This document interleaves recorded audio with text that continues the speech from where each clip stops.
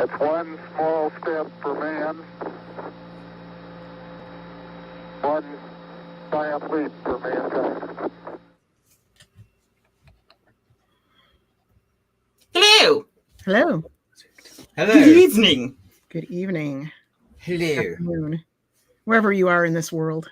Yeah. My little royal wave. Even if you're listening or watching from the moon, But you're probably not. which Because you're probably not. Van Allen built. Oh, Yeah. right. Welcome to episode 38.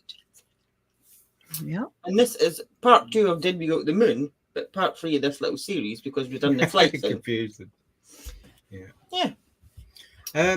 Hopefully you tuned in at least last week because this is a continuation of what we discussed last week, looking at all different things, starting from the official narrative of the Apollo program down to some of the anomalies, but we didn't get through them all, so we're going to finish them this week. Yeah. And if not, you might want to go back and check those out after you watch us today. So. Indeed. I mean, we apologise to the people who come to watch the actual crime stuff, but we will have some crime through. for you next week. Don't panic. Yeah. Well, we do it all. You know, it's in the title. It's, Mystery, history, and crime. yeah. Yeah. So, Allegedly. Allegedly. Allegedly. Yeah, expialidocious. I did. I went out for my meal. I didn't get the steak I wanted, but I did get a good meal at a local pub sports bar. So. And Danielle's injured, everybody. I'm a little injured. I'm hobbling around a little bit. I did. She's had a little accident. Yeah, I'm not sure what I did. I stepped on something on my carpet here.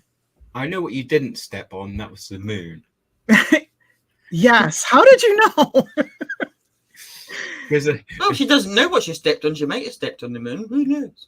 Yeah. Yeah. So I got a little bit of a puncture wound in my heel that I'm tending to and taking care of. So it's all good. Take an antibiotic and taking care of it. So. Yeah. So, anything else exciting happened this week? No. Not particularly. No. Not really. No. No. Been one of the mundane weeks, I think. Winks? It's been quite a quick week, actually. It did seem like it, didn't it? Yeah, just flew straight in. So, without further ado, shall we get cracking on with Let's get to it. Did we go to the moon? Yeah. No. Right, we'll see you next week. Now, wait a minute. I've not decided yet. I want to find out. I've not decided yet. Well, I'll explain my sort of ideas of it, but it throws you through the loop because it's so backwards and forwards. But yeah, well, we'll see anyway. Anywho, in last week's episode, as I said, we looked at the Apollo program and began looking at some of the questions over the validity of the moon landings. We looked at the official history of the Apollo program, and then we began investigating all the various anomalies surrounding those missions that have caused people like you and me and loads of others to question whether or not we indeed went to the moon. In this episode, we're going to continue looking at both the anomalies and the official explanations regarding them before ultimately concluding, or at least trying to, because I'm still confused. If indeed, based on all the information available, we believe that we went to the moon in 1969 through 72. If you didn't see the previous episode, then I would highly recommend that you go back and watch that. Preferably first, but if you want to watch it backwards, that's up to you. If you're here now and you're settled and you've got a cup of tea, continue. If you did and you're all up to date, then let's get right on with it and continue our little investigation. So, Jamie, what have you got for us first? I can understand why you're confused whether you went to the moon or not, because it seems like they're very confused. Well, I know personally I didn't, but did they? Yeah, they. I have no idea. I've not decided yet. Yeah. I keep Me changing. either. Well, as we continue these sort of investigations, another thing what always gets mentioned is the lack of stars by the doubters that we landed on the moon. Now, NASA's explanation to this is the camera is set specifically to film the astronauts carrying out their duties and not to stargaze. This is a reasonable answer. However, many people question why at some point, why didn't they adjust the settings and capture the scene? After all, it was a space exploration mission. It must have been obvious that would be of extreme interest to the public, especially astrophysics and stargazers and people like that. During the Apollo 11's post-interview, Sir Patrick Moore, the little guy with the little monocle, he didn't have the monocle then. He had hair then as well, yeah. He was eager to find out what the night sky looked like from the moon's surface, as you could imagine, what constellations they could observe and so forth. However, he was disappointed to discover the crew made no effort into looking up at the sky from the moon. And they all seemed to have suffered from amnesia, as none of them could recall anything associated with the sky or the stars at all. What? Yeah. They mentioned they tried to avoid the question. They didn't say much about it in the whole interview or other interviews ever since. Really? We didn't really recall. We didn't really look up. I didn't look out my window, Colin said, I think. That's suspicious, don't you think? That in itself raises suspicions, because they actually had to use the stars for navigation. Yeah. Well, and who would go and I know an expedition like this and not be looking at everything and taking it all in? Well, it's a navigational tool. You wouldn't know where you were going. It's like going to Egypt and they say, what were the pyramids like? Oh, I didn't bother looking at them. Things like that. It's just stupid. Yeah. Anyway, there you go. That's the only thing in space that's there. What? Yeah. Collins did, however, manage to mention about the stars in a book years later. But any interview that they've had since, like I said, they seem to purposely avoid talking about them altogether. I mean, Neil Armstrong in particular, he doesn't even do many interviews, only like anniversary things, and he says very little and as obscure as you'll see. Didn't as he well pass away now? Yeah. Only Buzzets left, isn't it? I believe so. Yeah. Before I play the little, we've got a little clip of Patrick Moore asking in that post Apollo 11 return interview. But before I'm bothered. I didn't notice before, but I've noticed. I'm bothered by this picture here. The one with the sort of satellite floating, and you can see the Earth in the distance. Yeah. But what's stopping you from seeing the rest of the Earth? Because the moon is, the horizon of the moon is there. That's where they've edited it, and they've not took out the bit of sky. No, I don't know. It could be shadow. Oh, we'll get to shadow later. I don't know. You'd have to ask, the experts on it. The people. I'll be sure to ask NASA the next time I'm talking to them. Those that looked out and remembered, anyway. Yeah. Yeah. So let's have a little look at the answer to Patrick Moore asking the Apollo 11 astronauts about the stars in this little clip. Looked up at the sky. Could you actually see the stars and the solar corona in spite of the glare? We were never able to see stars from the lunar surface or on the daylight side of the moon by eye without looking through the optics. I don't recall during the period of time that we were photographing the solar corona what stars we could see. I don't remember seeing any. Collins wants us to believe that during his entire trip to and from the moon, he never bothered to look out the window. These three astronauts just accomplished the most incredible achievement the human race has ever made. But notice how sad, nervous, and worried they look.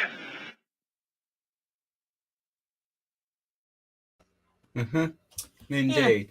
No, he said he. I went into space where there was nothing but stars, and I didn't look at them. No, Neil said he couldn't see any stars where he was. Now, I can understand with the picture not picking up the stars, which is one of the explanations later because of they say reasons. There's the camera, and if you went outside with your mobile phone and took a picture of the sky, you wouldn't pick up the stars. Sometimes you do, because it's about what I was going to say is light pollution. Now, I can't imagine too much light pollution on the bloody moon. It's the same like seeing them with your naked eye as well. Like if you're in the middle of a city or a town and there's obviously light pollution, you don't get a clear image. But if you're in the middle of the desert, you can see everything. Yeah. Right. So, I mean, the moon is akin to being on a desert. It's deserted. You should be able to see it. but they didn't see anything like that while they were on the lunar surface. Or when Really? they're traveling through space or whatever. Yeah, I saw a few as we were approaching. They're either lying or they're crazy. Very suspicious. Very suspect. I think somebody pointed out as well, why didn't they take a telescope or something and film the camera through the telescope? That would have been a solution, but again, perhaps they didn't because they didn't know what they were going to capture or make up crap and then find us made up later on. I don't know. Yeah. Well, What else have we got, Danielle? Well, since the historical event that was deemed so important, so unique, NASA has been extremely careless and reckless with everything associated with this event. No. I know. So, I know. I'm anybody shook. else surprised? But So careful, Danielle. What are you on about? I shouldn't be saying such things. Okay, allegedly. I'm shooketh to the core. They've been reckless, but over the years, original footage and items have been misplaced, go figure, erased or destroyed. I mean, you're talking about one of the most important, significant things in our lifetime, and these things are misplaced, erased, or destroyed. So it's not like it's like your 1983 Betamax video where somebody's taped the Golden Girls and they've not watched it yet, and they've retaped over it with Knots Landing or something. Or choose up the tape right. and stack it back together. It's pretty significant.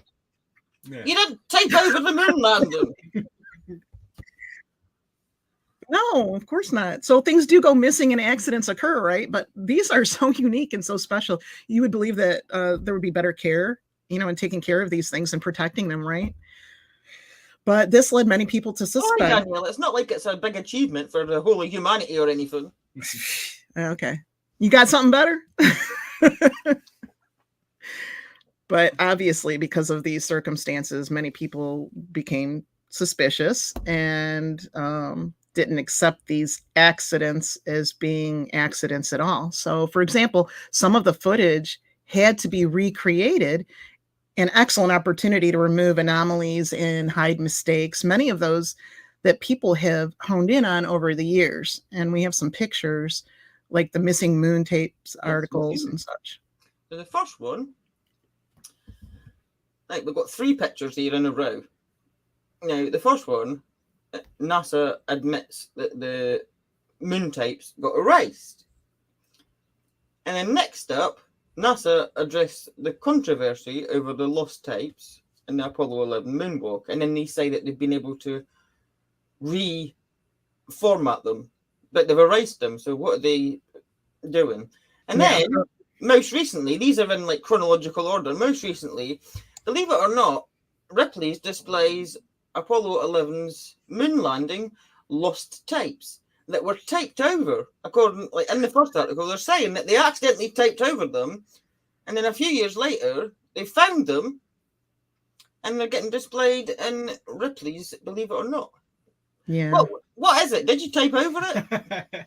Did you actually just re-edit them and make them better? Mm-hmm. What is it? You can't have it all. Well, apparently they can with some people, because some people are going to believe anything that they're told as being the truth. Mm-hmm. So that was 2009, they were lost. 2019, they're saying there was nothing missing or lost in the first place.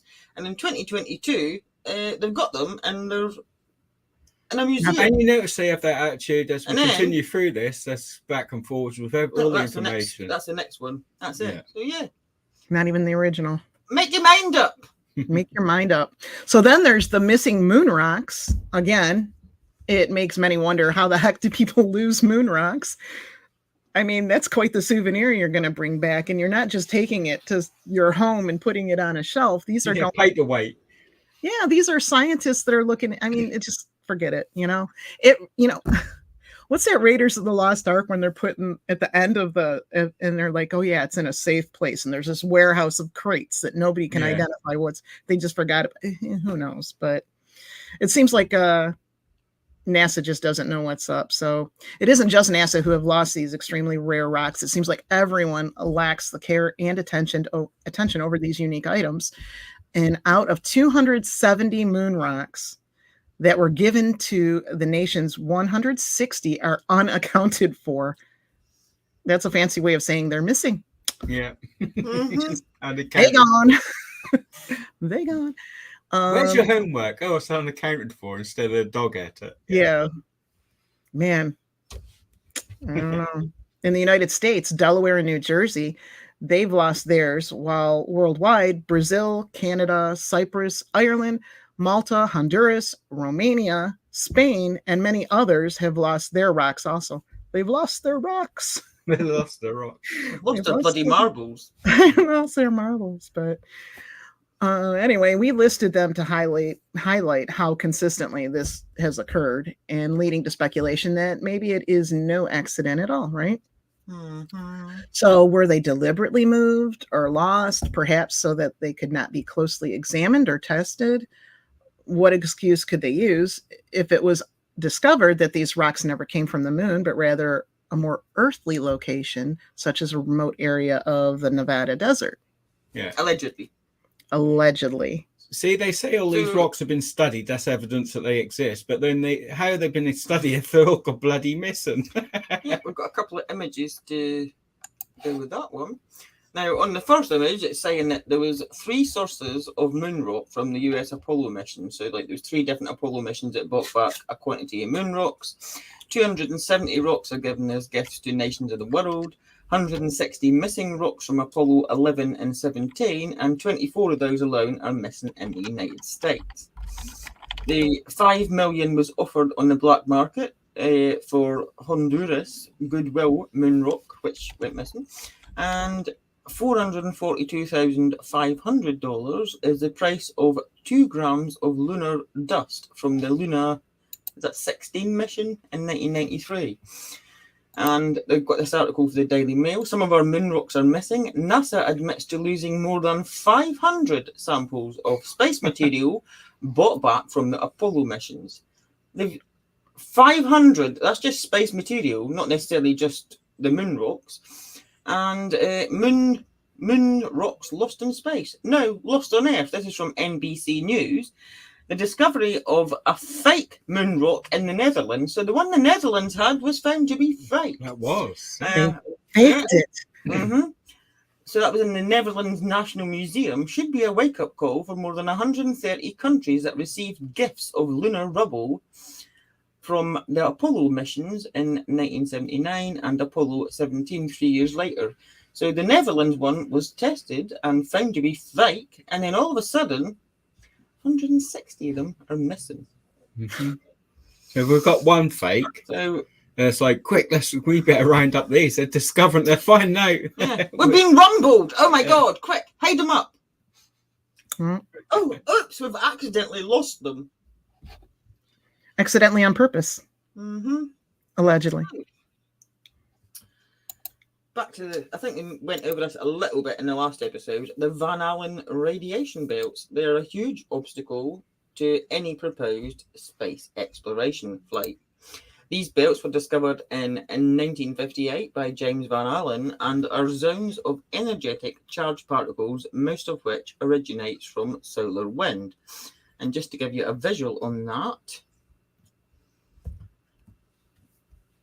I'll explain these as I go through. Okay. They're captured and held by the planet's magnetosphere, which is the light blue area in the top and the bottom that you can see on the image there. And Earth has 2 that surrounds the entire planet, and you get a better visual of that on the second image. They're like donut shaped, and there's 2 separate. So you've got the inner and the outer one. Mm-hmm. Where was I? Oh, yeah. These belts would expose any craft and its occupants to numerous dangers, one being exposure to high levels of radiation. These belts never move or alter, so the issue has remained throughout Earth's quest to reach the stars, and it will continue to do so because they're constantly there. The Earth's radiation belts are just one part of a system called the magnetosphere. The radiation belts of the Earth are made up of electrons, protons, and heavier atomic ions. These particles get trapped in the magnetic field of Earth, as you can see on the diagram. The radiation belts, like the plasmasphere, are toroidally shaped. That's a donut. That's just the fancy way of saying they're donut shaped. It's really important that we have a good understanding of the radiation belts because the particles in these belts can be extremely dangerous to humans, animals, or even electronic equipment that tries to fly through this area. According to Van Allen himself, quote, the particle population of the Earth's radiation belt makes it dangerous for humans without massive shielding to do more than quickly pass through them. And during the Apollo missions, the shielding was really quite thin sheets of aluminum, which can't withstand the temperatures that you get within even like the one of them's a lot hotter than the other one, but even like the cooler one, it couldn't withstand. Well, again, in the last episode, you would need lead. You would need a really thick wall of lead, which you wouldn't be able to take off. That was in the last episode. There's a clip of a person explaining the temperatures there because it ain't just the radiation, it's the heat as well. Yeah. So if you watched last week, that's what I was just going to say. If you watched last week, you'll recall the clip of numerous scientists and astronauts that stated that we are actually unable to pass through these belts and we can't leave low Earth orbit, and that we're working on a solution to allow humans to finally leave low Earth orbit, and that they were working on that solution because clearly they didn't have it. They didn't have the ability to explore the solar system. The low Earth orbit was as far as they can go, which is, if you look at this diagram on the right, the low Earth orbit is the bit inside the red donut. Mm-hmm. They can't get any further than that because of the red donut, which is the Van Allen belt. So this leads to the question, if they're unable to solve this issue today and they're still working on a solution, how the bloody hell did they manage it over 50 years ago? Indeed. Yeah, things are supposed to improve with. And that's the one that's the main bugbear for me. There is other things that we'll get to that I can actually agree with the official explanations, but that, and especially the fact that their own experts and people that work for NASA and astronauts that's actually sitting on the space station have said they can't do it. Yeah. Yeah. Then there's the anomalous moon rock sea. You've probably heard of that one. Yeah. There is footage and a picture of a moon rock that appears to have a sea etched onto it.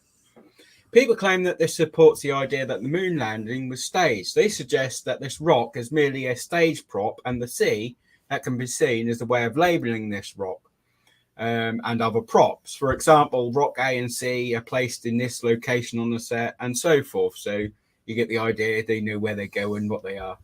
NASA claims that this sea is nothing more than a hair that had found its way on the rock during the photographic processing.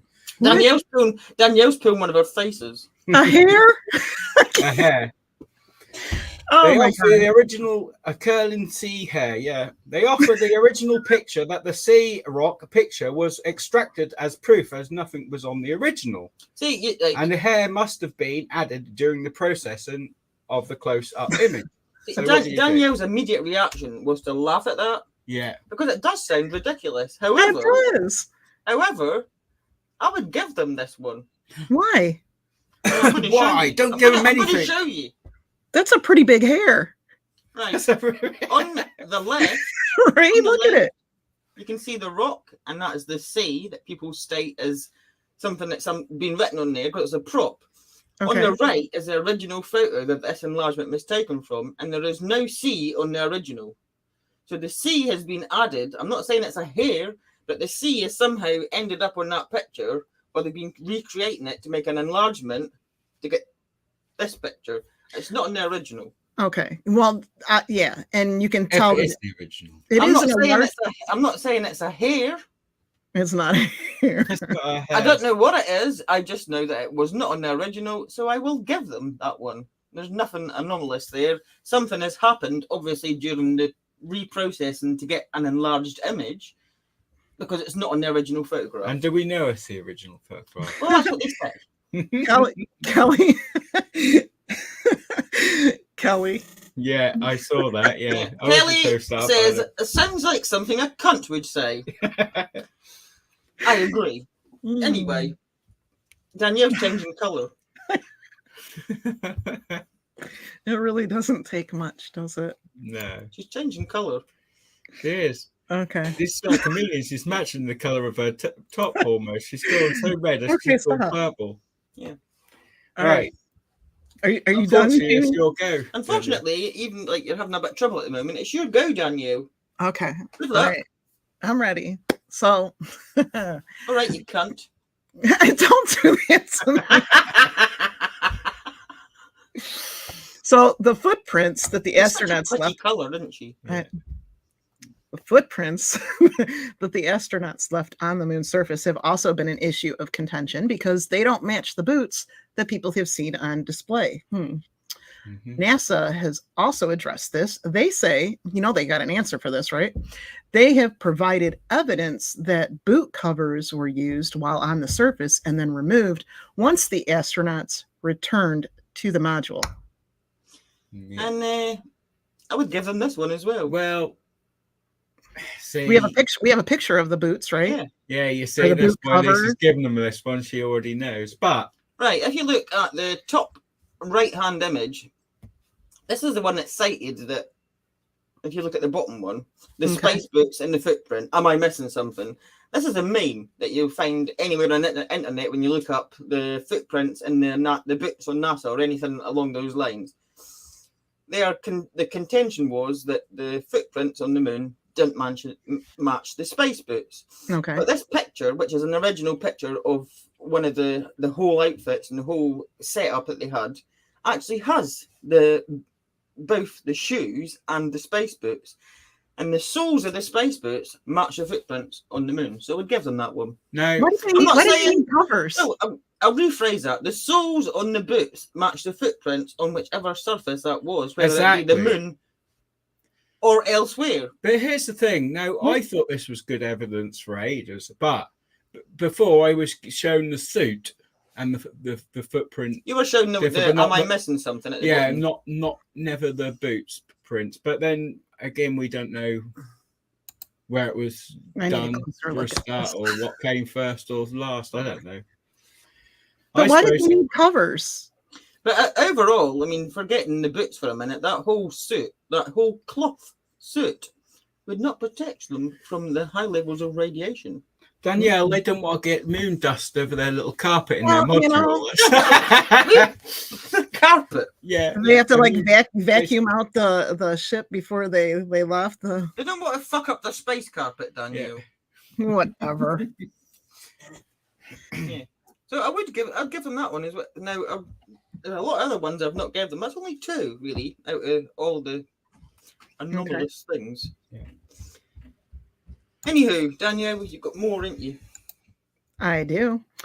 People also have pointed out the lighting appears to be wrong in this. However, even though what they are talking about is usually correct, some photographers have provided evidence of pictures under similar settings that show similar shadows and lighting anomalies. And we have some video to show this as well.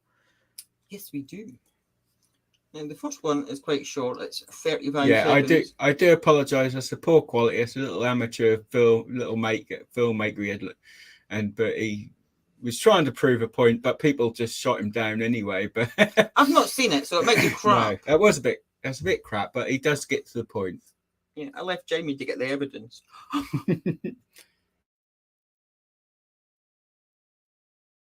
This is early in the morning, around about 7:17 in the morning outside a local petrol station.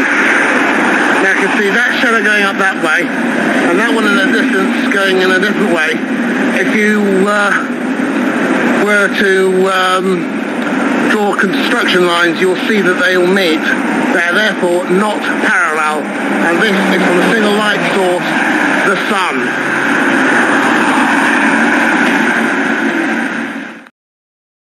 Yeah, so I hope that clears everything up for you. Yeah, that made sense. Yeah. I'm all good now. What? In fairness, what was with all them random lines that did not meet up? But they were supposed to be coming off the shadows and showing you. They said that they met up. They did not meet up. Can we watch it again? It was only like 35 seconds. Can we watch it again? Do we have to? Because it was shit. Yeah, I want to see it again. Yes, Danielle, we can watch it again. And I might be mistaken. They might have met up, but I don't think so. This is early in the morning, around about 7:17 in the morning outside a local petrol station. Now you can see that shadow going up that way, and that one in the distance going in a different way. If you were to draw construction lines, you'll see that they will meet. They're therefore not parallel, and this is from a single light source, the sun.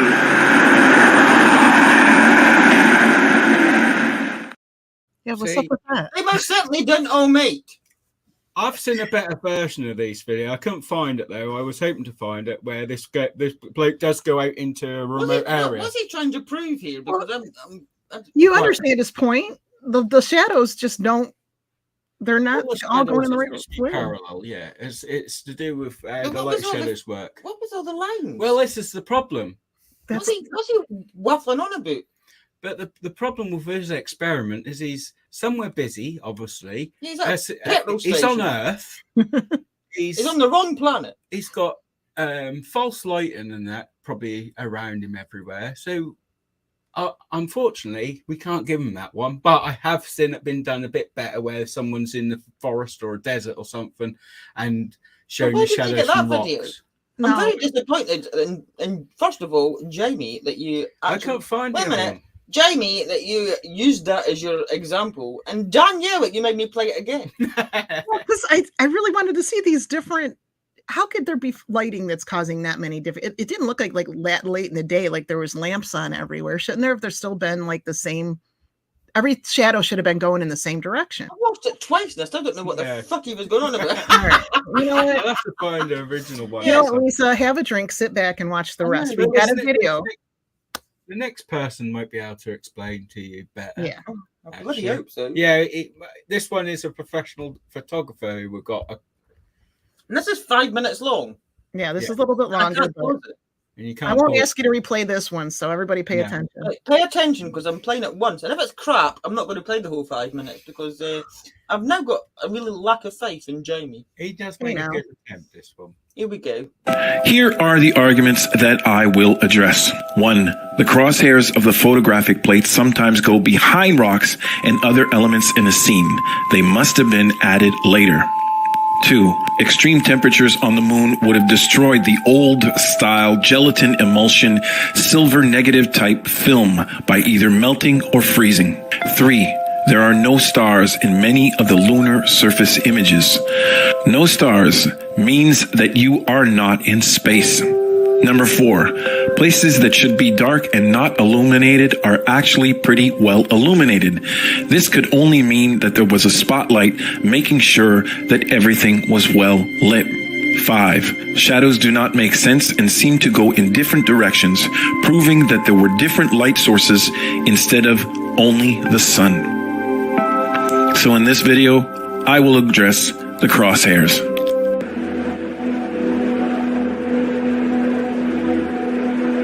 Now, NASA made the wise decision to add a glass plate, also called a reso plate, to superimpose crosshairs on all images taken.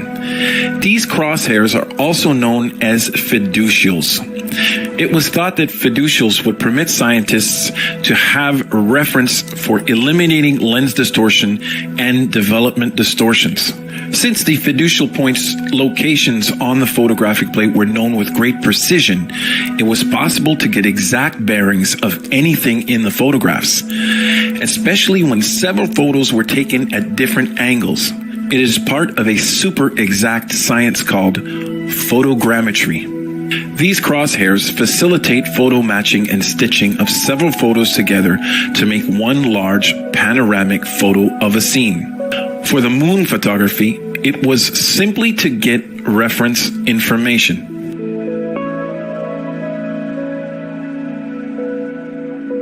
So it is said that many of the reference crosshairs appear behind certain objects. This would support the theory that crosshairs were added at a later date and were not in the original shots. But 100% of all the shots where crosshairs appear to be behind are from blown out copies of the original negatives. They are also only over white objects in photos where they were most likely overexposed in the copying process to get the copy. Any photographer worth their salt will tell you that this is super common in the blow-up process when making prints. What is more commonly known as blowing out a photo is when a negative is exposed to light-sensitive paper. Light is projected through a negative film. This exposes the paper to give you different shades of colors that give you your photo. Lighter parts of the photo are represented by transparent parts of the negative. This lets more light through to the photographic paper. Bright areas in the image will burn more on the paper than dark areas. The burn will not give justice to darker areas of the photo that are in the vicinity of the lighter areas. Basically, brightness leaks into the other parts of the photo. This explains why a black crosshair has the illusion of disappearing behind a bright object.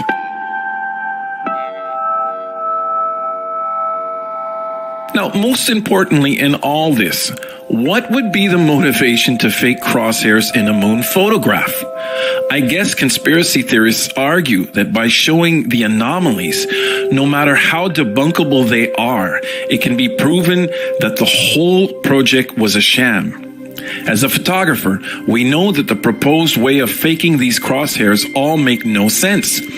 Just placing a reso plate at the time of printing would have been an easier way to place fake crosshairs in a shot.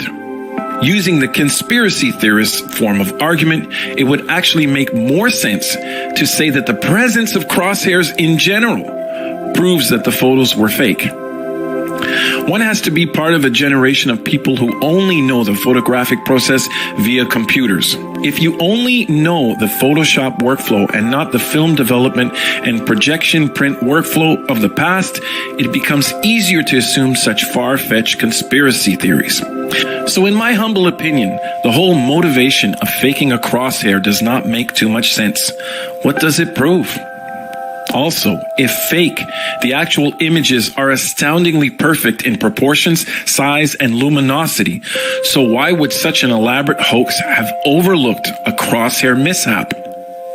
Also, 100% of the crosshairs allegedly behind the objects are white and on blown out copies. Originals are fine.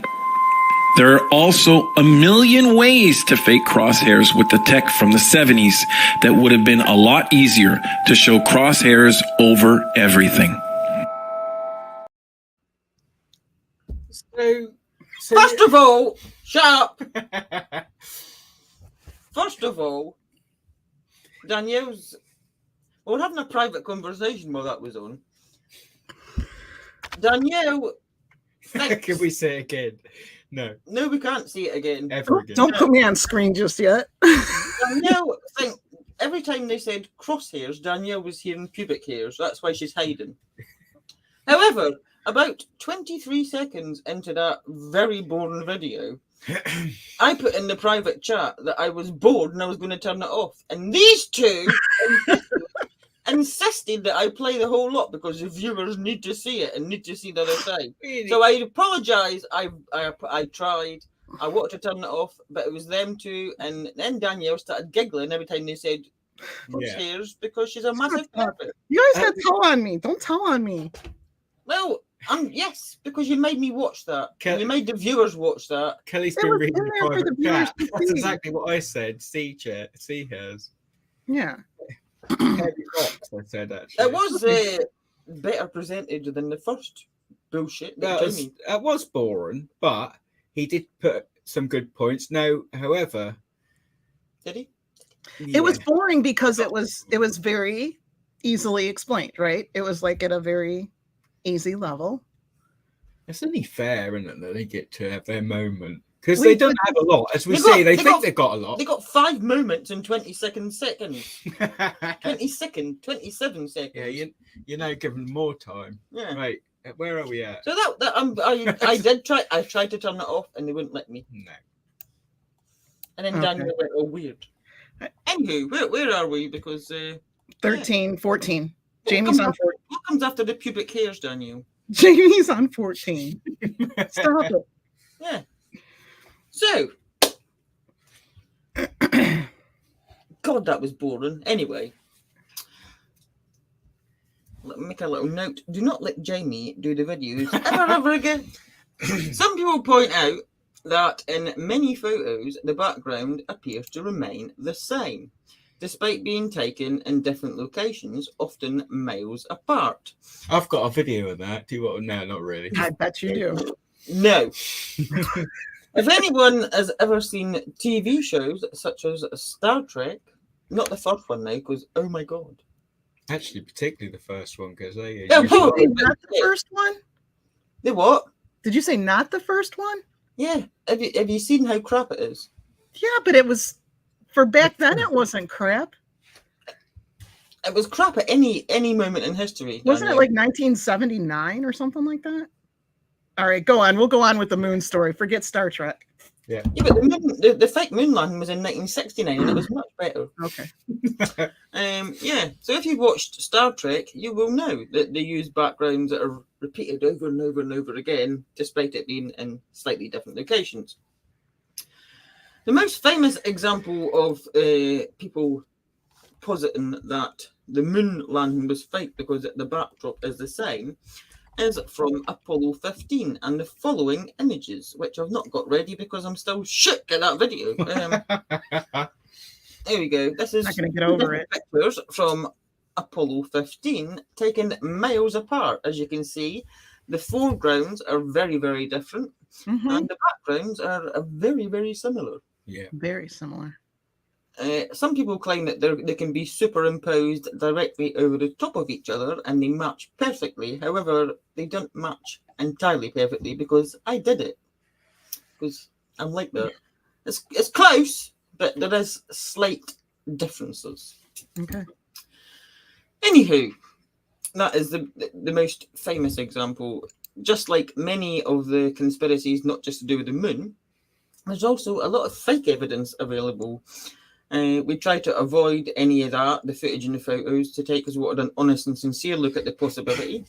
However, you're going to get certain photos that people have bodged together to make it look like it's got the same backgrounds with different foregrounds.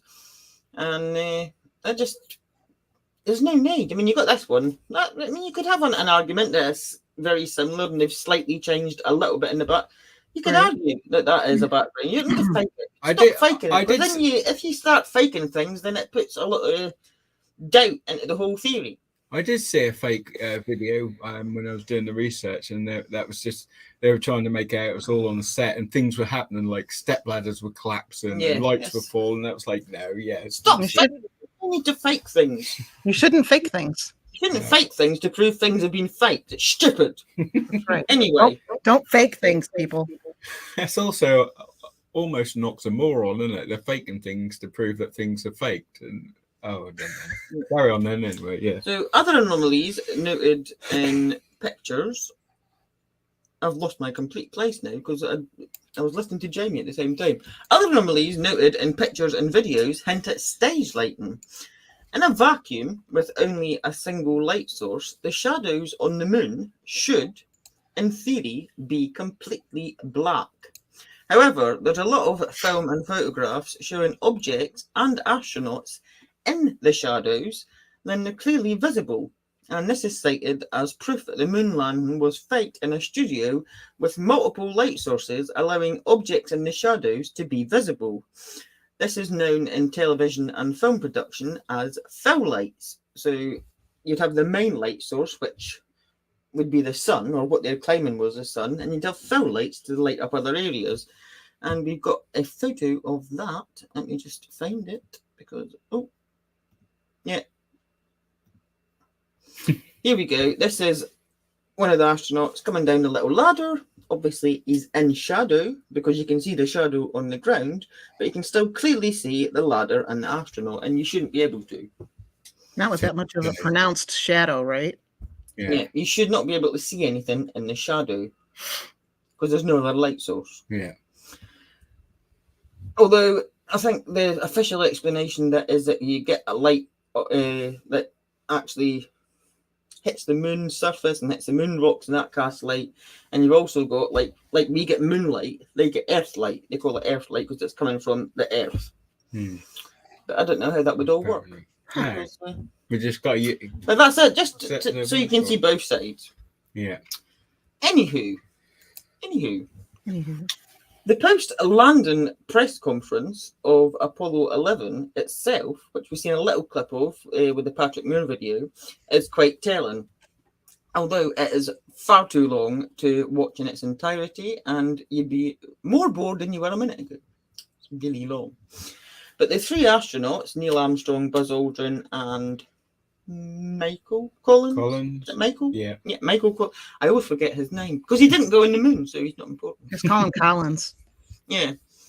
They look exceptionally awkward and uncomfortable throughout the entire thing, and they often threw each other glares as if they're silently like, shut up, don't say anymore. They're like silent, like I don't know the body answer to that language. question.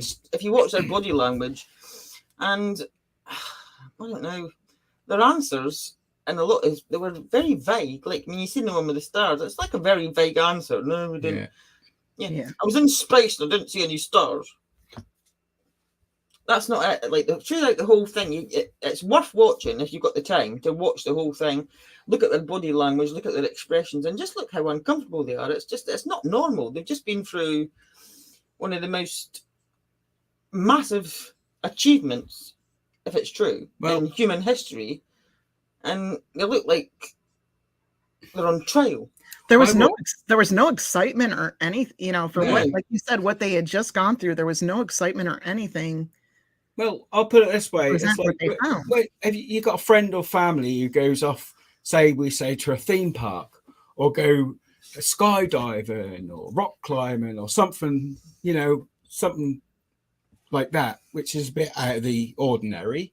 They come back and tell you they're excited. They can tell you every detail. Yeah. When these people were asking these questions about what they did on the moon, they didn't tell them what they did. They said one would have to do this, and it would be foreseen that this would happen and that would happen.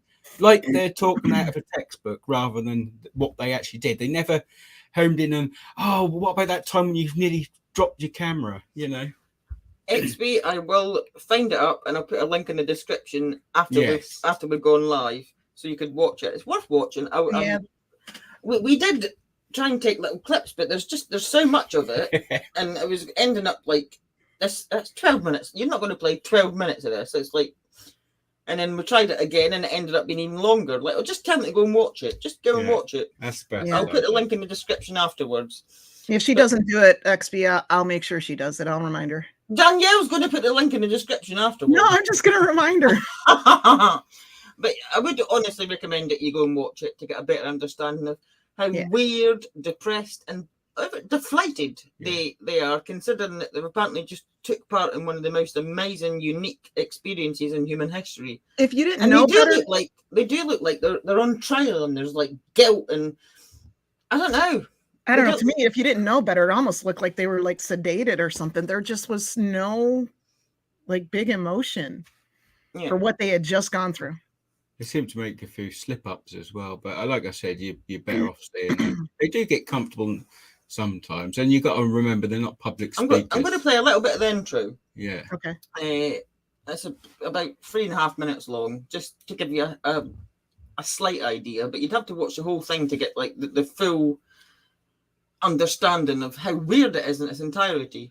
So we have, here is just the beginning, the intro.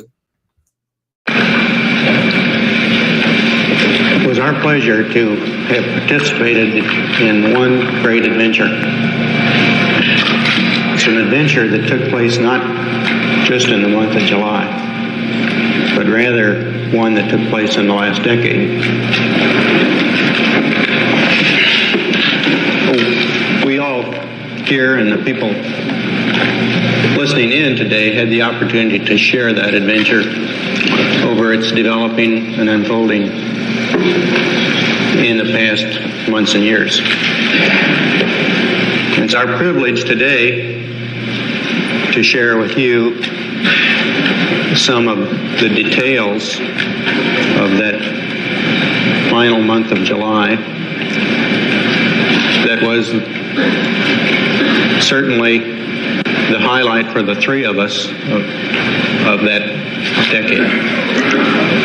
We're going to divert a little bit from the format of past press conferences and talk about the things that interested us most, in particular the things that occurred on and about the moon. We will use a number of films and slides which most of you have already seen, and with the intent of pointing out some of the things that we observed on the spot, which may not be obvious to those of you who are looking at them here from the surface of Earth.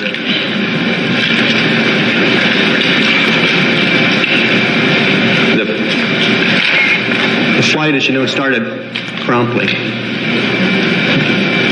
and I think that was characteristic of all the events of the flight. The Saturn gave us one magnificent ride, both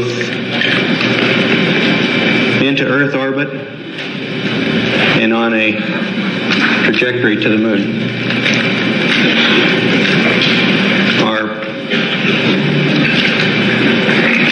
Our memory of that actually differs little from the reports that you have all heard from those previous Saturn V flights, and those the previous flights served us well in preparation for this flight in the boost as well as the subsequent phases.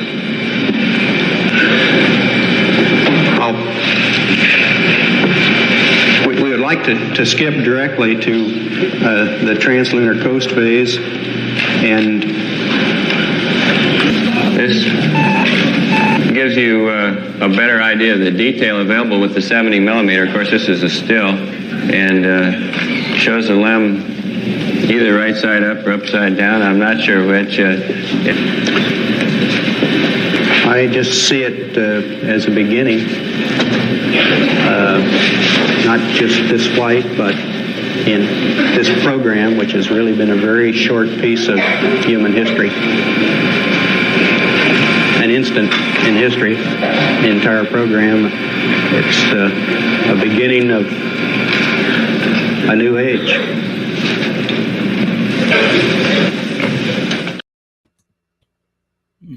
See? So Yeah, It was emotional. I'm so excited. they It sound... came across very robotic, and I know we just mentioned Star Trek. If you watch Star Trek, they had an android called Data, Yeah. and that was Data. Well, ain't that he was scared what you see him gulping, blinking, twitching, No emotion, no emotion. and they all do that. Apart from at the beginning, it looked like he was going to burst out crying. Yeah, For a split second. now they do get more comfortable and things like that now and again, but yeah, it's just not what you expect. You expect excitement, knowledgeable, talkative.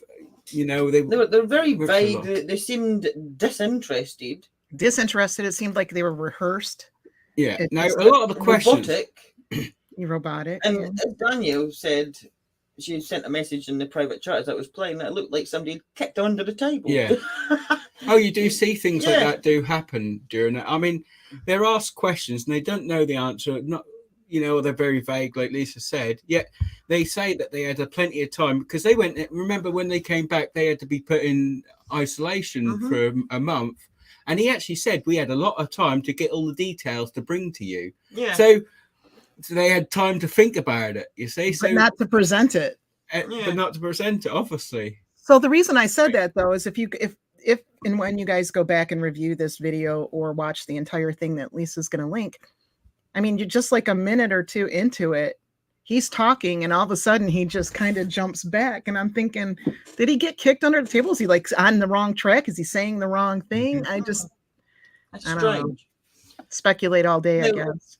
just because he was qualified in whatever field he was to actually become an astronaut in the space program doesn't mean that he's the most prolific Speaker? No. But then why have him do it? Wouldn't they have put one of the other guys? But there's no excitement. There's no. But even Buzz is quite forward and can speak. But again, that takes him time, and he speaks a couple of times through the whole thing. To be honest, Yeah, and we've got a little bit of video of that too, right? Yeah, there's a couple. Oh, that's for later on in years now. later. Yeah, but that's later on. This is not part of that press conference. These are things that we just wanted to add. Jamie's cut these up as well. Yeah, these are very short. So they're actually, they're quite good. One of them's 30 seconds and one of them's 1 minute 25. And it's just two little videos of things that Buzz has said over the years that were a bit suspicious.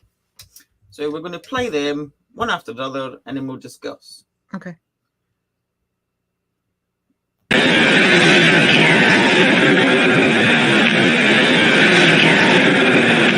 Why has nobody been to the moon in such a long time?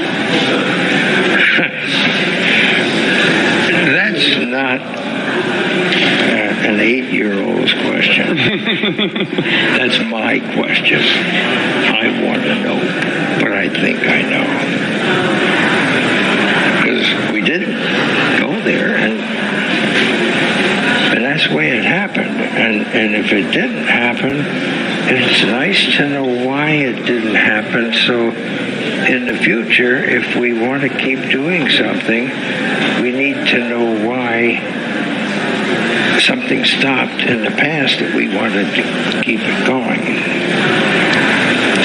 Because we didn't go there, and that's the way it happened. And if it didn't happen, it's nice to know why it didn't happen. So in the future, if we want to keep doing something, we need to know why something stopped in the past that we wanted to keep it going. I believe that this nation should commit itself to achieving the goal before this decade is out. Now, obviously, it was like very like childlike terms the way he was saying it, but he also was speaking to a child. Yeah. You know, he was like trying, he had repetitions in some of his words, but his conviction was there. He was pretty certain about the fact. A strange, I know he was like talking to a child, but it was still a strange answer. Now, possibly he could be meaning that they ain't been back since the date, but then he's actually saying the questions need to be asked why they haven't. That's not an 8-year-old's question. That's my question. Yeah. No, this next one, he didn't go, that kind of thing. And then we've got another quick little video of something else that he said, and this is this one. Okay. That's a legal name, passport, driver's license. And I am Uncle Coney tonight. Well, let's talk about this, because this is fascinating. I remember very clearly, I think anybody who was alive at the time does. I remember my parents waking me up, and we went down and we watched you guys land on the moon. No, you didn't. What? Because there wasn't any television. There wasn't anybody taking a picture. You watched animation. See, you associated what you saw with... I have very hazy memories. I know. Now, see, I don't know what the year was that he did that one, but he appears to be younger. Yeah. In that one. So it's not like he has dementia or his memory has failed him as he got older and did that little interview with that little girl. But, well, I guess it leaves it open to everyone else to give their own opinion. Well, was he joking? Yeah.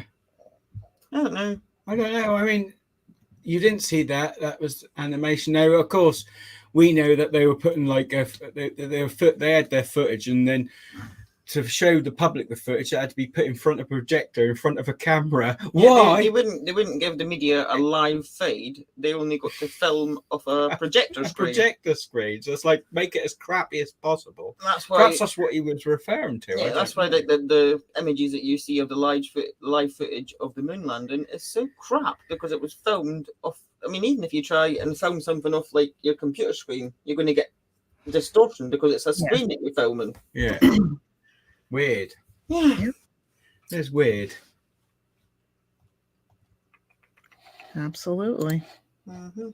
Leaves a lot of questions. skip the load. 17. Speaking of questions, we have question and observations. Go ahead, James. Just other little things that we didn't do a full section on, just a couple of things we want to go over.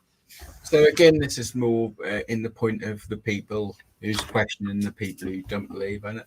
Yeah. If the USA did not land on the moon with any of the Apollo missions, then why did other countries who have apparently also sent craft to the moon, like China in 2013 and 2019, and India in 2008 and 2023, not being like, excuse me, America, but where are your 7 American flags, you lying twats? And the mirrors and all this bullshit. And the mirrors, which gets mentioned shortly, unless they too are lying and they haven't been either, or are we to believe that they're all in this hoax together? Allegedly, after the Apollo mission, the spent lunar modules were sent back to the moon and crashed into the surface. When this was done with the module of Apollo 12, seismic monitors that were apparently previously placed on the moon of Apollo's crew, so they must have known what they were going to do. Apollo 11. Apollo's 11, sorry. Apollo's 11's crew sent data back to Earth, which showed some intriguing and unexpected results. When the lunar module collided with the moon surface, the shock waves took almost an hour to dissipate. In effect, the moon rung like a bell. This was completely unexpected, as nothing like this occurs on Earth. This led to the hollow moon theory. Mm-hmm. So they're kind of to blame for their own theory again. Yeah. With Apollo 14 to 17, a classified NASA experiment called Chapel Bell occurred. Yeah, I've got an image for that. Just to... Yeah. You may have heard of this. And just really quickly, this is from the actual document that went over everything they were doing for that Apollo mission, and it says Chapel Bell, and it's a classified Department of Defense test. And I'm just wondering, because it has been verified over the years that it was something to do with seismic activity, but why would the Department of Defense be interested on seismic activity on the moon? The results have never been released. Nothing else has been released, and it's just weird. Yeah. Weird. What's the Department of Defense care? So, yeah. What are they defending against? Mm-hmm. Exactly. Well, you know that they were obviously, you had Reagan with the Star Wars projects. You know they're thinking war. You know, that's part of the exploration, as well as getting, you know, they control the land, sea, air, and then space, isn't it? But anyway, to this day, nobody knows what the experiment was, but many speculate that given the name, it had to do with the whole moon ringing like a bell. This secrecy is completely unnecessary either way, whether we did go to the moon or not. The only reason it would make sense for it to remain classified is if the results were something extraordinary and implied that the moon was far different than NASA had told us. So why open themselves up to this whole controversy if they never actually went? They didn't have to say anything. Then they would have just, had nothing to argue against. In effect, they created the very theory, as I just said, that of a hollow moon. They themselves could have been that they themselves have been adamant to discredit ever since. So they've created the fact that they've actually come forward with this, created the hollow moon theory, and now they've got to discredit it. Yeah. And if they'd never been to the moon, why bother? But that's what we see over and over again, don't we? Yep. Why bother? Ms. Elvis. Yep. So more continued questions and observations. So the main argument NASA and the scientific community use to discount the hollow moon theory is that the moon is dry. And thus, unlike on Earth, the lack of moisture in the ground caused the seismic activity and reverberations from the crash landing to continue so long, which is the opposite of the effect on Earth where there's water in abundance. However, this contradicts entirely what NASA confirmed in 2020, that there's water on the moon. And that it's widely distributed across the lunar surface. So this, in effect, makes their own explanation of the moon ringing wrong. Yeah. Right there. Water on the moon, right? Yeah, on the left there, that's the explanation from a Popular Science article in 2016. It says, if I can make it a little bit bigger, because that's really tiny there, wait a minute. It all comes down to water. There's moisture in the materials that make up our planet. Their structure as energy from the earthquake moves through our planet, and it's still a bit small. Wait a minute. That's better. Moves through our planet. That damp material acts like a sponge, absorbing the energy of the waves and ultimately deadening their effects. But the moon is dry, cool and rigid, more like a solid rock than a sponge. So even if a moonquake is less intense, there's nothing to deaden the vibrations. They just go back and forth through the body until the solid stone eventually stops them. The ringing bell is the shock waves reverberating through that stone. So that is the explanation, official explanation that was given. Might have been before, but that's an article for 2016. And then suddenly in 2020, NASA is telling you that there's water on the moon. NASA recently announced for the first time we've confirmed the water molecule H2O in sunlit areas of the moon. This indicates that water is widely distributed across the lunar surface. So if the explanation for the moon ringing like a bell after the impact of the lunar module is the fact that it's dry and there's no moisture, and then they discover that there is indeed an abundance of moisture, which is it? Which is it indeed? Many of the photos and the videos from the moon show bizarre, unexplained anomalies and the reflections of the astronauts' visions, which some people believe look suspiciously like items you would find on a film set. Yeah, and you've got two examples of this. Yeah. Here is the first one. Top left is the original picture, and then we've zoomed in on the right and zoomed in further on the bottom left, and it has been speculated that that is a studio light with the barn doors open. It does look weird. Yeah. Yeah, it could be a ceiling fan as well. Who knows? But you don't know. I don't know. Compared to the other footage and pictures that we would have seen, this one it does look odd, doesn't it? I mean, I'm not saying it's a studio light with the barn doors open. Yeah, you don't know. There is definitely something in the sky. Yeah. So they're on the moon. There shouldn't be anything there. The official narrative would be, so in the interest of fairness, it's imperative to show you both sides of the argument in order for you to fairly form a conclusion based on all of the evidence available, which is what we try to do. Obviously, we interjected a little bit of our opinion or our sarcasm or what have you here, our doubts. But we have got another one of these pictures before we got into that video, Danielle. Yeah. Just quickly, that one, they claim it's a row of movie lights. So you've got the camera. in the reflection behind? Yeah. Okay. And the reflection on his helmet there. Yeah. I mean, it certainly isn't cut and dry, and no pun intended, not black and white, you know? Yeah. It's a bit strange, yeah. Yeah. Again, I'm not saying it's movie lights, but what is it? Yeah. What is it? It's not movie lights. Based on, the evidence that we try to present in that respect, we're going to now look at a short video from a believer that says we indeed landed on the moon. Now, the woman in this video is Anna Ross, an astronomer from the Royal Observatory in Greenwich, or is it Greenwich? Greenwich. Who will attempt to answer the questions posed by moon landing deniers, giving the official narrative on these anomalies that we've discovered and talked about. So this is just under 4 minutes long, I believe. Yeah. But it gives the other side a chance to get their say and their explanations across, just in case we've not been as heavy on that. Because we have been looking at the anomalies. Let them explain the anomalies. So let's see what Anna Ross has got to say.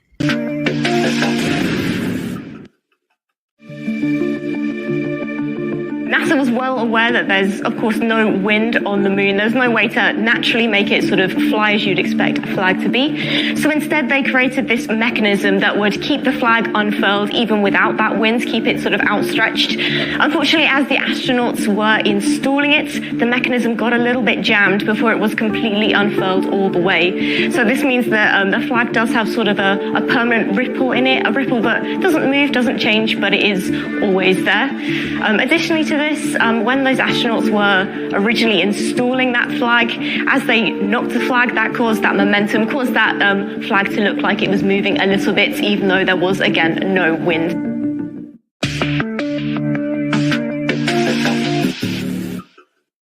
is a very great amount of dangerous radiation trapped by the Earth's magnetic field and what we call those Van Allen belts. But the spacecraft that took those Apollo 11 astronauts out through that Van Allen belt was flying at a very high speed, meaning that they were only exposed to that radiation for a very short amount of time. A short enough amount of time that literally the spacecraft walls themselves were enough to protect them from that radiation. So you can actually see the same effect of this if you try and take a picture of the night sky with your own smartphone at home. You'll find that you just get a picture of complete blackness, because in reality, if you wanted to take a picture of those stars, you'd have to use an exposure time of a good few seconds, maybe even a couple of minutes to get all those stars in view.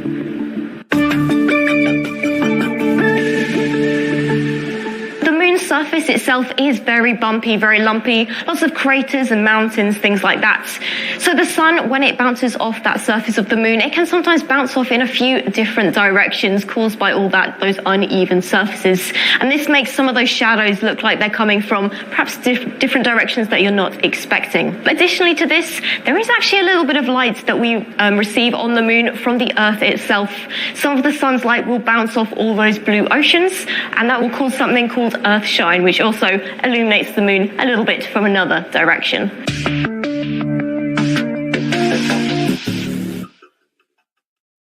If a module of that size were to try and land softly on the Earth, you probably would see a very large blast crater caused by all the retro rockets, all the thrust being fired in the opposite direction to slow the spacecraft down. However, on the moon, there is much lower gravity, so much less of that backwards thrust is needed to slow the spacecraft down, so not enough to actually cause a crater at all. There's many more pieces of evidence to back up that the Apollo 11 moon landings happens. One of the things was that they brought back a huge amount of lunar rocks, lunar samples that have been thoroughly tested in labs to prove that they are actually from the moon. Additionally to that, the Apollo 11 astronauts left some mirrors on the surface of the moon, mirrors that we can actually fire lasers from here on Earth. It's an experiment that is being carried out to get very accurate measurements of how far away the moon and the Earth are from each other. So many more political reasons on top of that. Russia and the US were in a big space race at the time, and if it was a true race, it's not very likely that Russia would just allow America to win if they hadn't actually reached the surface of the moon, if there wasn't enough evidence for them to believe it as well.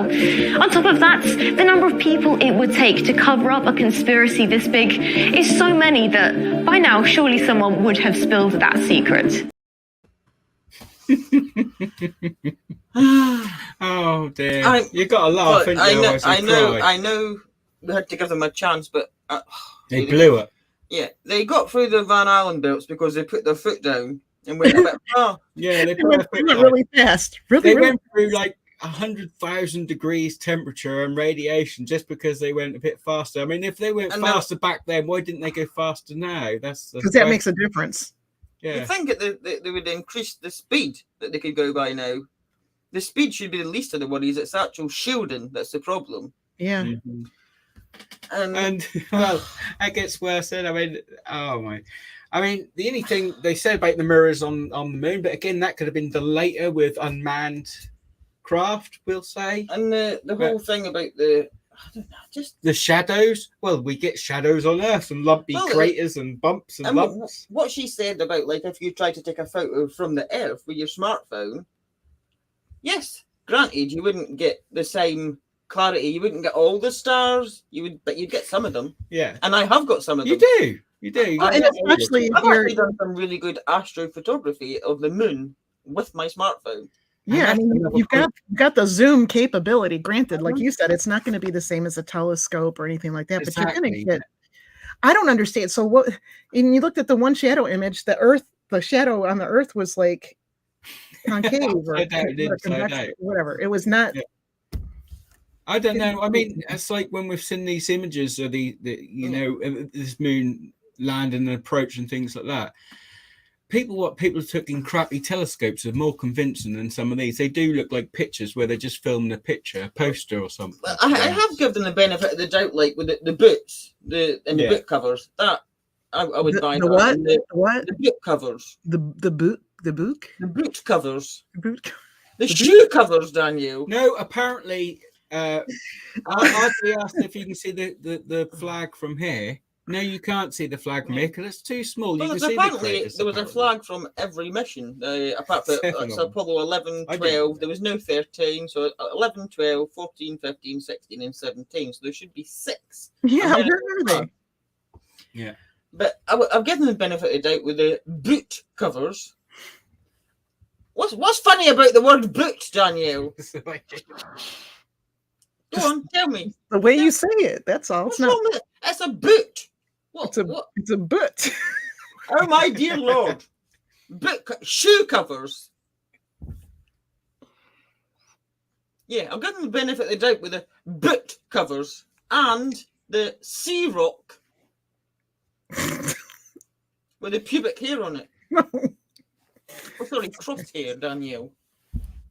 Uh-huh. Anyway. What's wrong with the word boot? I'm not going to say it anymore. I'm not saying bloody it. Scott. Go on, anyway. But no wonder a lot of people believe that they're lying to you because their answers are bullshit. Their answers are bullshit. Even like why like it looks like the whole lunar module was just placed there because there's no dust on it. They claim it's because there's not a lot of dust coming up for the moon. But even watching if you watch some of the footage from any of the Apollo missions of them dancing about on the moon, the actual astronauts caused dust flying up. Dust to fly up when they were jumping about.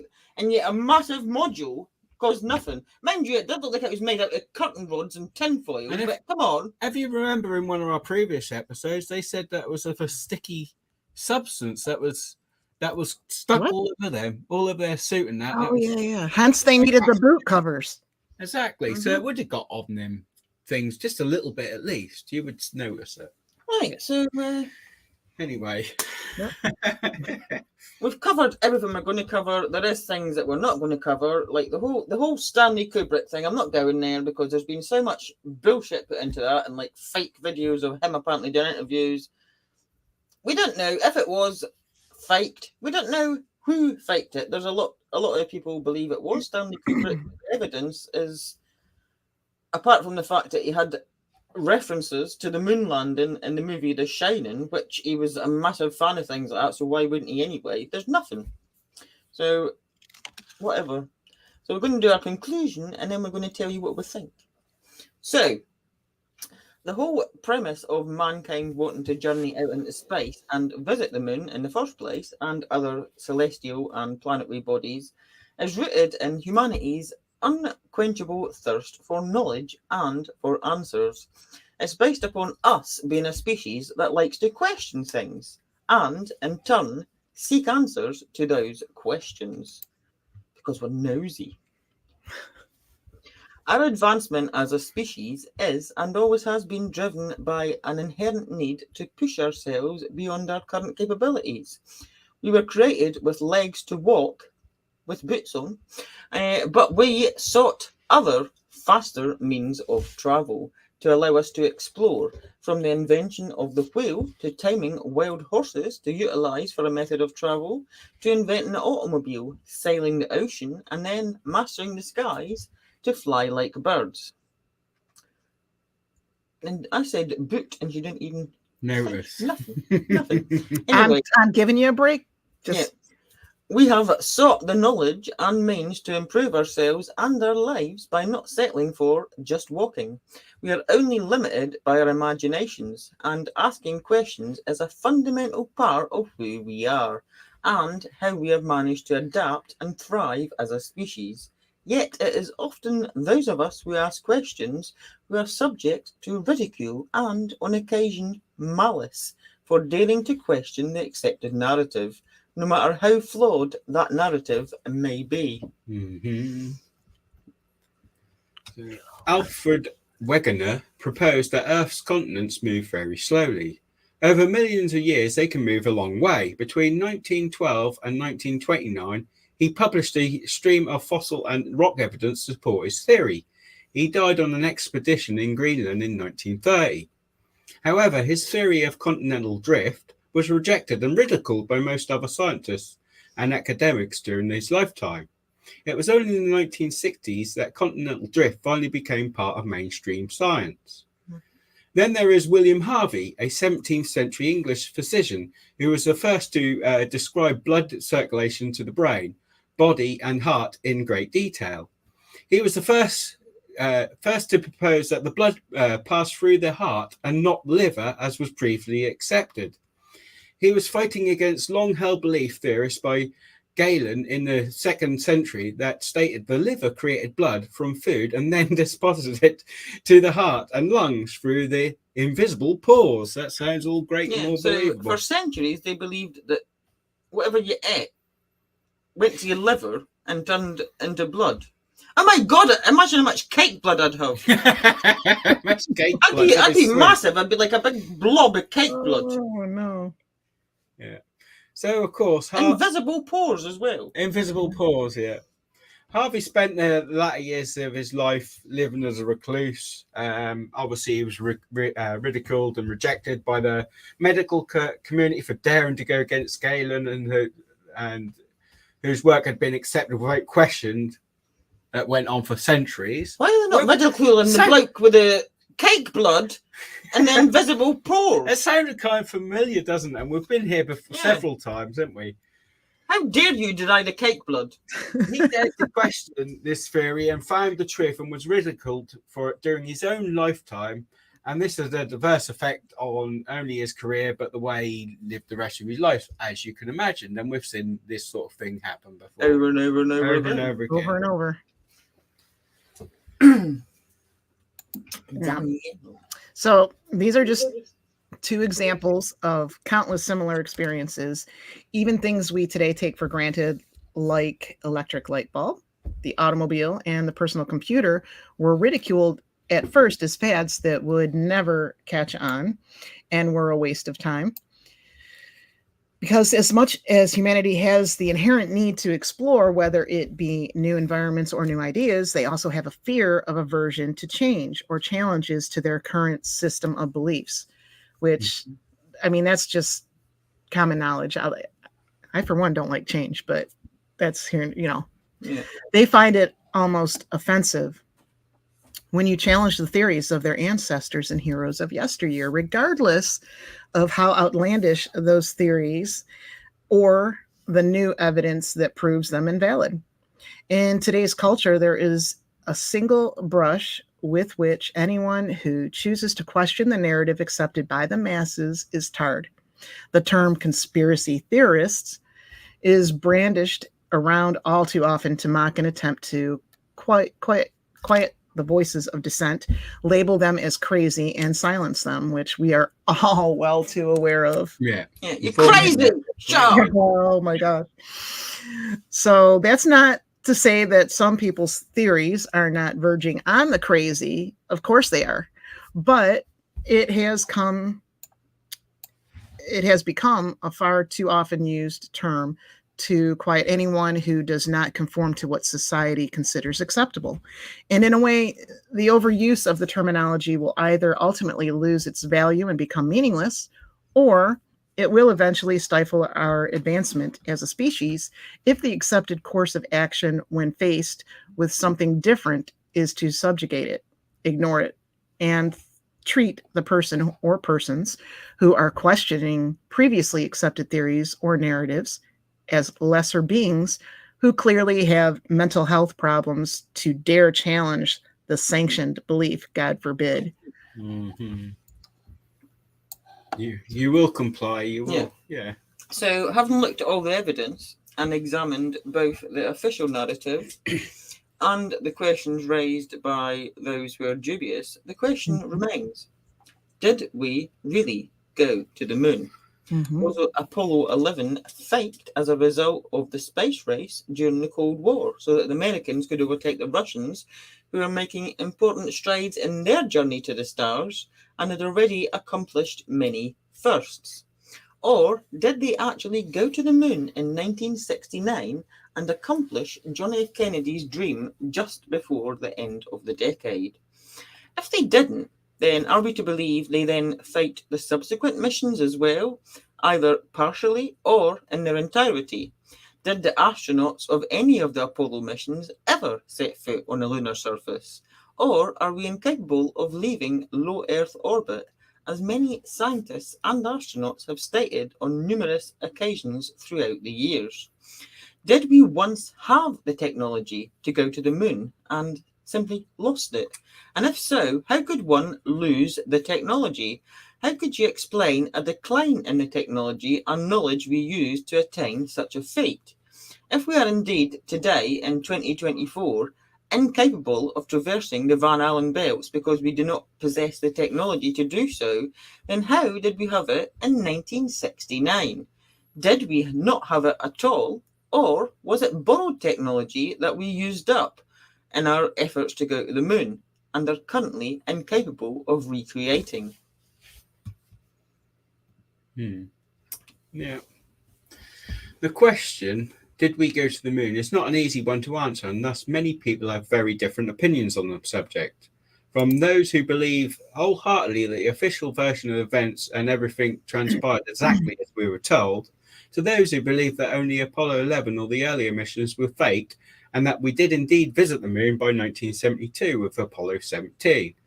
To those who believe that we have never been at all and are incapable of doing so. And I'm really confused, and I've been fighting this since doing the research and before. The same confusion comes when asking why we never went back. Again, there are those who believe the official narrative that it was simply too expensive and the funding could no longer be justified, whilst others believe the moon landings continued and may well continue to this day in secret. And many have speculated that the reason we have not returned is because we were warned to stay away by some unknown alien race who inhabits either the dark side of the moon or the inside. So many theories. Indeed. It has been a subject of rigorous debate and speculation for decades. But it's not just as straightforward as a bunch of crazy tinfoil hat-wearing lunatics looking for conspiracies where none exists, as we've noticed. There are many legitimate questions that need to be answered and have failed to be answered, as we've just found out. That make those of us who dare to question things wonder why there are so many anomalies. It is difficult to logically accept that NASA left low Earth orbit multiple times when their own employees have continually stated in interviews that they're incapable of doing so, which we saw last week. Both cannot be true, so what is going on? Again, they get angry, and it is upsetting. If they went to the moon, as under some of the got upset, but they get angry with the questions, but they're the ones who's creating the questions. They get angry with the questions, but they don't give you a suitable answer. They say stupid things. Just give us a suitable answer. So all we can do is look at the facts and the irregularities, of course, and form a conclusion based upon them. And as individuals, we may reach different conclusions and have different theories, but, that's okay. It is human. We're human after all, individuals, and not a collective, with a shared single intelligence. Well, I would beg to differ. You would bear. We are Borg. You will be assimilated. Resistance is futile. We get that a lot today, don't we? Just because we're talking about Star Trek a lot in this episode, it just seemed relevant, yeah. But I don't know about this next movie, but that doesn't make us crazy, just different. And while ultimately one theory will be proved wrong and the other right, that's okay. That's how you learn and adapt as a species. So given all that we've covered, what do we each think individually? Did we go to the moon? I mean, I have my opinion on this as far back as I can remember. Like, I was always interested in astronomy and the moons and the moon planets and things like that. I did science projects on them. I did a paper on them and the astronauts and things like that in high school. And I just, like Bob in our chat here, who says, I would love to believe it, but I can't. Yeah. I wholeheartedly believed it as a child growing up and learning what we learned in school and this and that. And it wasn't until we were presented with opposing ideas and facts that made me question it.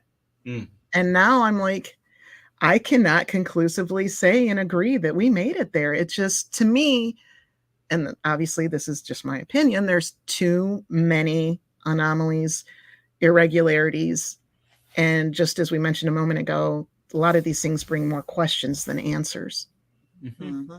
And I just I don't think we made it there. Now I guess you could say, look at when these guys, you don't think we ever made it there, or you don't think 11 made it there? I don't think we ever made it there. Why did we not go back? Why have we not been back? Weren't we supposed to build like this big old station on the moon, to live in and things like that? Well, as you saw on the video, they were working on that rocket and that module to get past the Van Allen belts, which was an issue now, which wasn't an issue then because they put their foot down, but whatever. But they were working on it, so why they know? All right, there's money, but the money has already been collected and spent. Yeah. Well, they already, as we went over in the last episode, they already had completed lunar modules. Yeah. The one that they needed to take off. They had the rockets. That was all complete for at least 2 missions, and for a third one, which would have been Apollo 20, there was partially completed elements. So the money had already been spent. And like these experts say, they say it's the same technology as what we see in a Casio watch or a first generation gaming calculator. So it shouldn't be too hard to throw together something. And you could argue too, and I'm sure many people do, because what we know about our government and some experiments that were done on the mind back in the day, we could say, that, okay, those guys were maybe brainwashed or, the MK Ultra type of thing to not, but why wouldn't they want to give the true testimony of actually everything they went to? I hate to say it, and then look at what just happened recently with Elon Musk and his rocket, and it was a dud, right? I mean, yeah. So my opinion, based on what we've learned so far, would be that as much as I want to believe that we made it, I don't think we did. Right. So you actually made it. Do you think they could send an unmanned mission through the Van Allen belt? I think so. Well, I think that sure they could try to send an unmanned, but apparently the technology and electronics would be affected as well. I was just going to say, then you got to look at that, because we know that radiation affects equipment, and I don't care how fast you're putting your foot down to go through it, you're going to have interference. Yeah. So who am I? I'm not a scientist, but just based on the evidence that we've seen, I have to question. Yeah. Jamie? Well, I think Danielle put a good point, which is the evidence what people use now today. They know, they're aware that these entrepreneurs, these rich bastards are trying to do the same thing, and they've got the money. They've got the money, so the money is not an issue. They're making these rockets. They're even landing the buggers after they've took off, So they're doing all the things, but every time they try to go up, it comes crashing down. They're not successful. They were supposed to be taking bus journeys, space buses to the moon and back, leisurely activities for people. That's not happening because there's a reason. When I was a kid, I was all excited. Oh yeah, you're going to have tickets sold on a space shuttle to get you to the moon and things like that. And, yeah. As for the case of did they go, I think there was some fakery done at the start. I think it's quite evident because there's so much issues with that at the time, the technology and all of the other things going on. Them astronauts look very guilty. They might have been threatened. There was an old 1970s film where people were supposed to go to Mars or somewhere, and these astronauts were taken back and told they were doing it in the studio, and it was very similar. And I forget what that was called. Someone might know in the chat. Remind me of that. And now unmanned missions, again, I'm with other people. I think that's possible. But then again, we've got the issue, and they've said that's not possible. So, and that's the way I could say that the flags got on the moon, the mirrors got on the moon, and we know that China allegedly took photos of their expedition on the moon. However, we got 2 pictures and nothing, even though they told us that they were going to share the whole experience the whole way through, and we got 2 pictures and that was it. So again, I don't bloody know. Do you know what? I would like to think, and it is insulting accusing them of faking it when they did really go because of the achievement. But to be honest, there's too many questions. Yeah. I can't really decide at this moment. Instant evidence there. Debunking is absolute horseshit, and they've got to do better. So I'm not going to shut up for one until they come up with better reasons. Because that's I agree with you, Jamie. They got to do better. They got to do better. And better, yeah. Not just it's debunked because you're all loonies. Of course we went on there. Why would we? 400,000 people have been involved. Says who? Says who? Right. And then, this gets into a whole can of worms, which isn't what this series was about, was the whole firmament thing. Yeah. It's like that. Is that why? Is that why we're not making it? What's going on there? So, but that wasn't necessarily a part of this. So that's my part of my opinion. That was me getting on my little soapbox. I don't think there's good enough excuse. I don't think there's good enough reasons. And until I can see some of the points that they put, but most of it is just crap. So, Lisa, what do you think? Well, Lisa, what say you? Right, slightly different and slightly similar to what you two just said. Now, Apollo 11, I've got reason to believe that they possibly faked Apollo 11 to beat the Russians and to do it within the deadline that JFK had set to do it before the end of the decade, and man will go to the moon, blah, blah, blah. And possibly Apollo 12, which only came a couple of months after. I don't know. Now, as for the technology, that's my biggest bugbear, the technology to get through the Van Allen belts with a manned spacecraft, because they would die of the radiation. And they're in a mission. Now, I don't accept that it's impossible to get through the Van Allen belts, because they are completely surround the Earth and would stop anybody going out of low Earth orbit.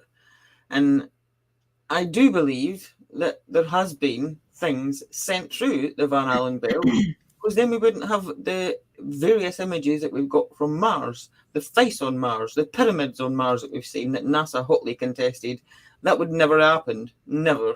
And so those were unmanned missions. I do think they have got something through the Van Allen belts. Now, whether they had the technologies to get a person through and lost it, I don't think they would have lost it. However, there is the possibility that during one of the things that they also call a conspiracy theory, like Roswell or Shag Harbor or even the Aurora crash from the 1800s, that some form of technology was reused. Or material, yeah.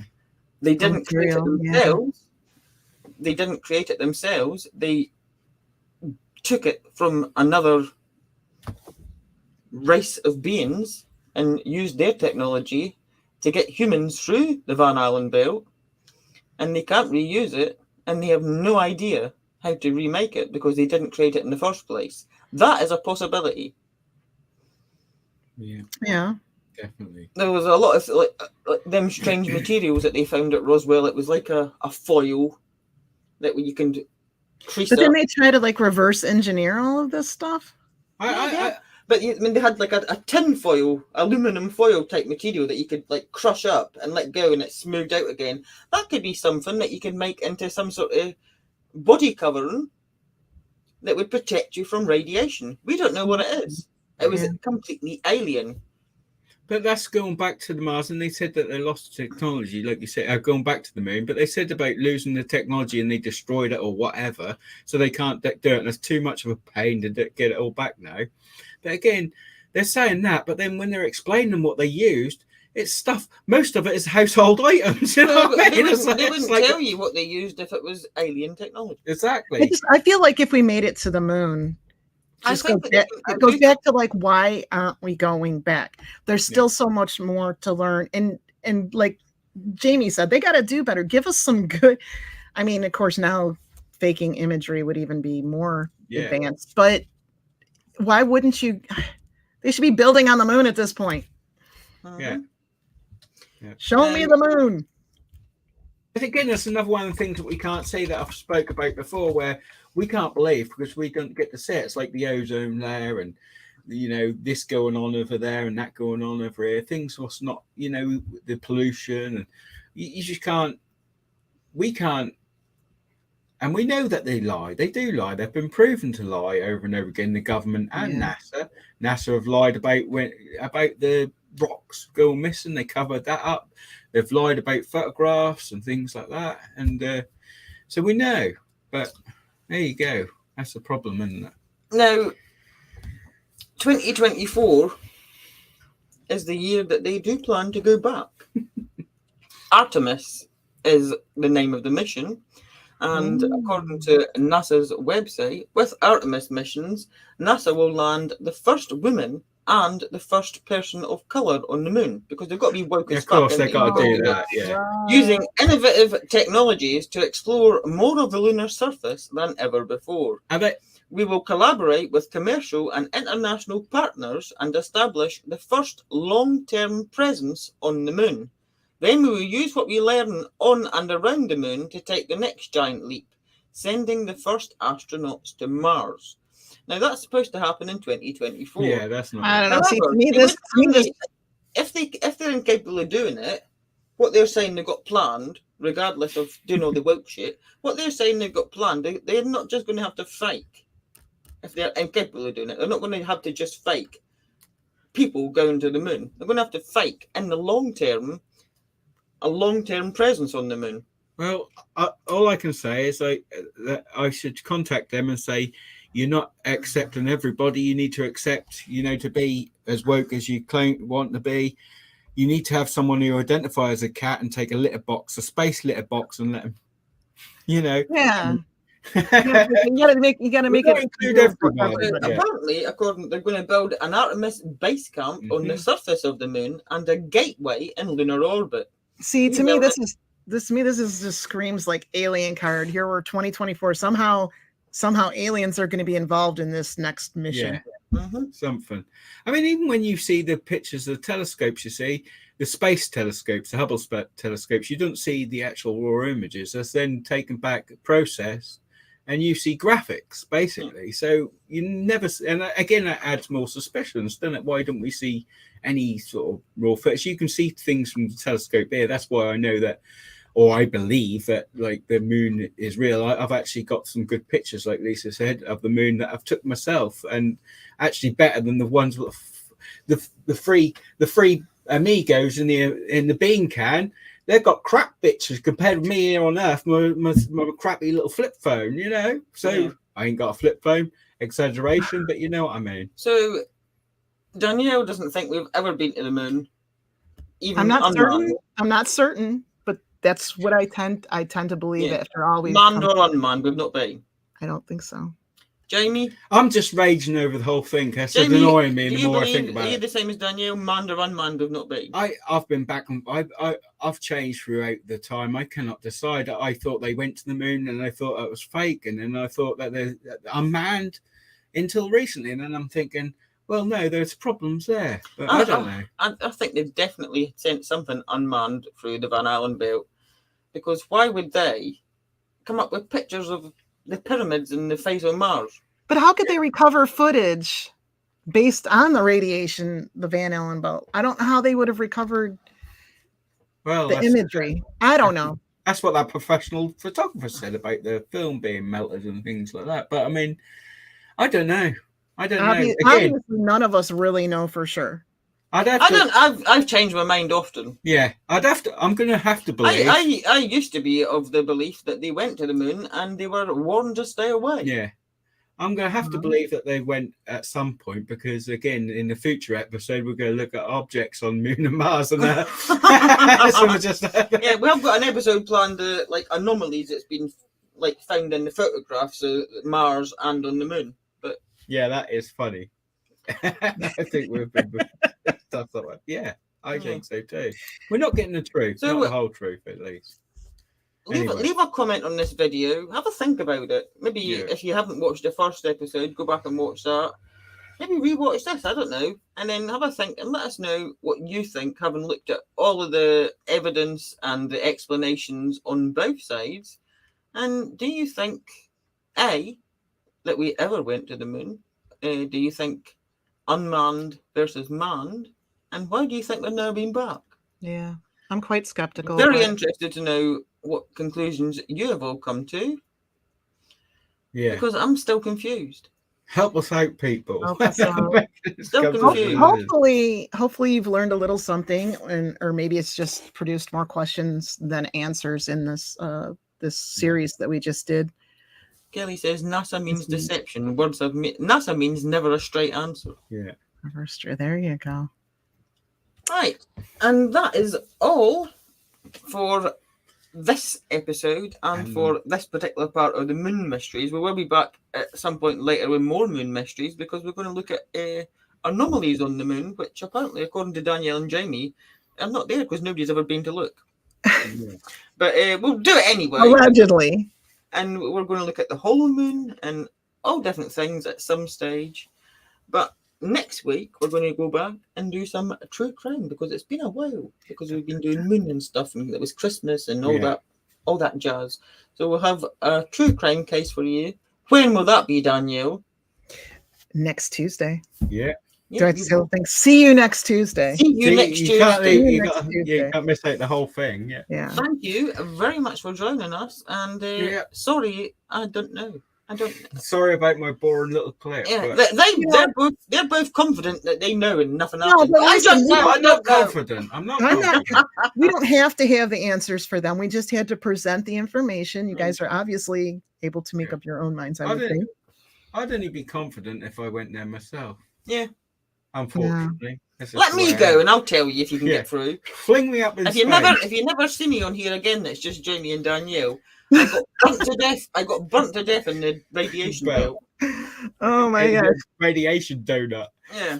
Kelly, we love you guys too. Thank you so much for all your support. As usual, all my cake blood.